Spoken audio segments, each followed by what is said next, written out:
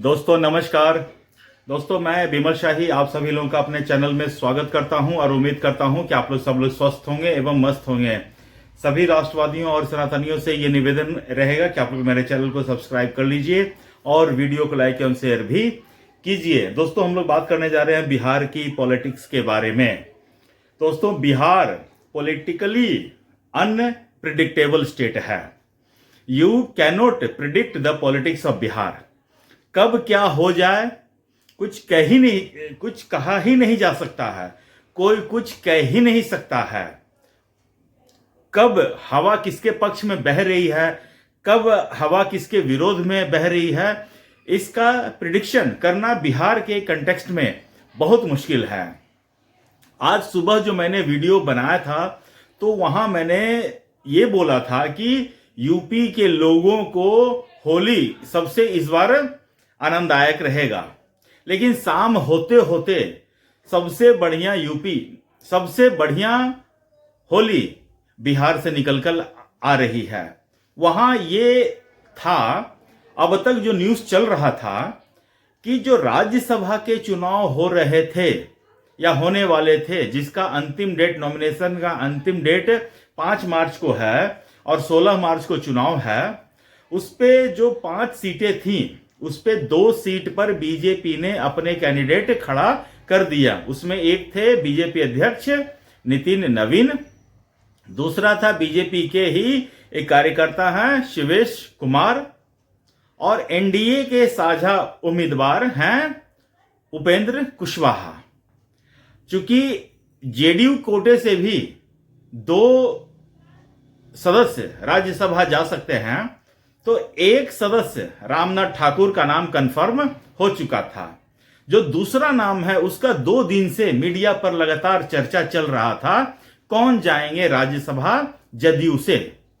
तो कल तक मीडिया में यह चल रहा था कि नीतीश कुमार के बेटे निशांत वो राज्यसभा जाएंगे। और मैंने कल एक वीडियो बनाया था, उस पे मैंने कहा था कि जहां तक मेरी पॉलिटिकल समझ कहती है, जहां तक मुझे राजनीति की समझ है, मुझे ऐसा लगता है कि नीतीश कुमार जो है निशांत कुमार को राज्यसभा नहीं भेजेंगे, ऐसा मैंने कहा था। और ठीक जैसा मैंने कहा था वैसे ही आज होता हुआ दिख रहा है। आज जो है दोपहर के बाद से ये खबरें चलने लगी कि निशांत कुमार राज्यसभा नहीं जाएंगे, बल्कि अब राज्यसभा नीतीश कुमार स्वयं जाएंगे। ये और भी बड़ा सरप्राइजिंग सा न्यूज है। किसी ने ये एक्सपेक्ट किया ही नहीं था कि नीतीश कुमार 20 साल से जो बिहार के सीएम हैं वो अचानक सीएम पद से इस्तीफा देंगे और वो अब राज्यसभा जाएंगे। लेकिन मैंने भी अपने जो भी सोर्सेस हैं उनसे कंफर्म किया है। उन्होंने भी कहा था कि सारा कुछ सेटिंग हो चुका है और ये कोई आज की प्लानिंग नहीं है। प्लानिंग 2025 में जब लोकसभा बिहार विधानसभा का चुनाव था उसी समय से चल रहा था। लेकिन बीजेपी जो प्लानिंग करती है ना, उसका भनक कानो कान किसी को खबर नहीं लगता है। दोस्तों ये एक बहुत अच्छी बात होती है कि आप सोचते रहिए, और यही काम बीजेपी करती है। बोलेगी कुछ, करेगी कुछ, निशाना कहीं पे और तीर चलता है कहीं और पे। इस खेल में बीजेपी माहिर है। तो बीजेपी ने बहुत दिनों से नीतीश कुमार की फील्डिंग सेट कर रखी थी। बहुत दिनों से नीतीश कुमार के पास मैसेजेस जा रहे थे। नीतीश कुमार भी दिल्ली जाकर प्राइम मिनिस्टर मोदी और अमित शाह से मुलाकात उनकी हो चुकी है। तो आपको लग रहा है, हमको लग रहा है कि ये अचानक से हुआ है, जबकि ये अचानक से होने वाला चीज नहीं है। बहुत दिनों से इसकी पटकथा लिखी जा रही थी। और आज जब है, जो जदयू के सोर्स हैं वो बता रहे हैं कि कल 11 बजे नीतीश कुमार नॉमिनेशन करने जा रहे हैं। हालांकि अंतिम सच कल 11 बजे ही पता चलेगा, क्योंकि कल लास्ट डे है फॉर नॉमिनेशन। तो अब कल लास्ट के अंतिम दिन कौन नॉमिनेशन करने जाता है तो ही अंतिम सत्य माना जाएगा। बाकी जब तक नॉमिनेशन न हो जाए तब तक सिर्फ और सिर्फ कयास ही लगाए जा सकते हैं।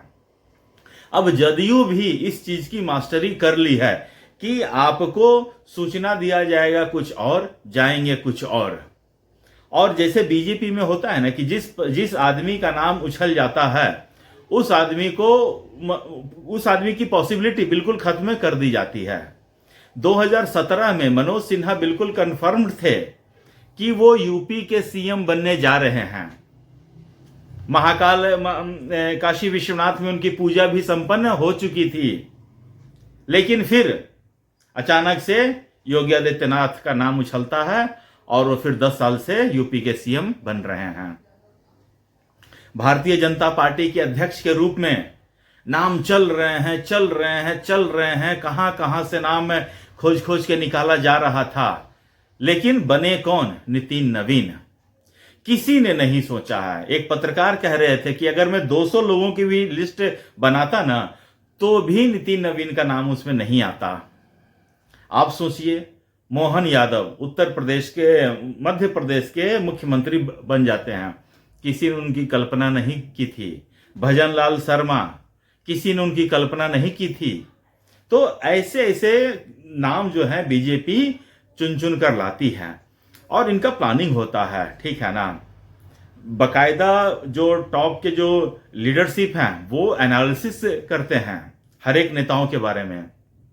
तो बिहार के बारे में भी, नीतीश कुमार के भी बारे में बीजेपी के लीडरशिप ने प्लानिंग कर रखी थी कि कब सा गोटी कब चलना है और किसका इंपैक्ट कैसे होगा, उसका अगर कोई रिस्क है तो उसको मिटिगेट कैसे किया जा सकता है। ये सारा कुछ प्लानिंग बीजेपी के टॉप लीडरशिप ने आज से नहीं, नवंबर से ही करना शुरू कर दिया था। लोगों को आज लग रहा है, हमको आपको लग रहा है कि आज है, नीतीश कुमार ने अचानक फैसला लिया है।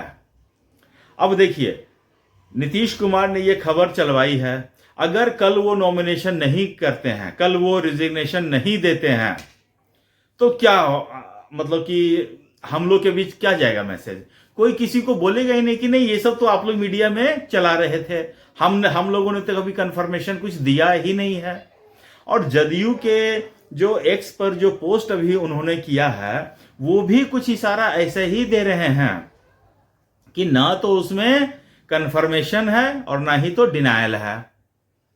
तो सब अभी इशारों में बात चल रहा है। तो अब देखिए दोस्तों, एक हाइपोथेटिकल सिचुएशन में लेकर आते हैं कि अगर नीतीश कुमार कल इस्तीफा दे देते हैं और राज्यसभा के लिए नॉमिनेशन कर देते हैं तो बिहार का अगला सीएम कौन होगा? क्या निशांत कुमार के लिए कुछ स्पेस बनाया जाएगा? तो मैं अब भी कह रहा हूं कि नीतीश कुमार परिवारवादी ठप्पा लगने से बचने का पूरा प्रयास करेंगे और उन्हें करना भी चाहिए। मेरी व्यक्तिगत सलाह नीतीश कुमार को यही रहेगी कि परिवारवादी पार्टी के नेता बनने से आपको बचना चाहिए। तो क्या नीतीश कुमार अगर रिजाइन देते हैं तो नीतीश कुमार के बेटे निशांत क्या राजनीति में एंट्री करेंगे? क्या नीतीश कुमार ने इसका आश्वासन दिया है? क्या जदयू को लोग नीतीश कुमार के बेटे निशांत कुमार के लीडरशिप में ग्रो करेंगे?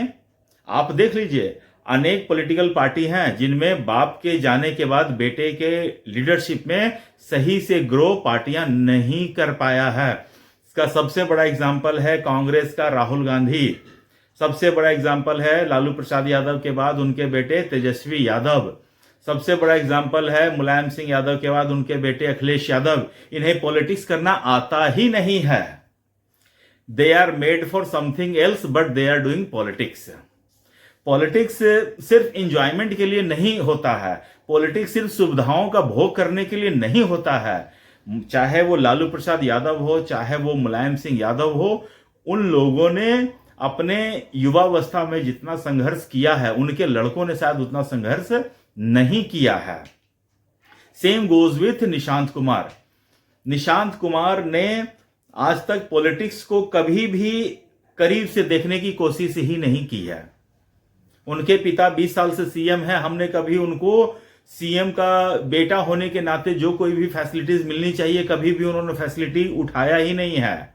वो अपनी दुनिया में मस्त रहते हैं। निशांत कुमार कभी भी हाई प्रोफाइल लाइफ जीने के लिए न कभी कोशिश किए हैं, न कभी करते दिखे हैं। तो मुझे लगता है कि निशांत कुमार में भी नेताओं वाला गुण नहीं है, और जो गुण नहीं है तो उस आदमी को उस चीज से दूर ही रहना चाहिए। मुझे लगता है कि निशांत कुमार स्वयं इस चीज को मना करते आ रहे हैं। हमने देखा है कई वीडियोस में जिसमें निशांत कुमार को लोग कह रहे हैं अब तो मान जाइए, अब तो मान जाइए।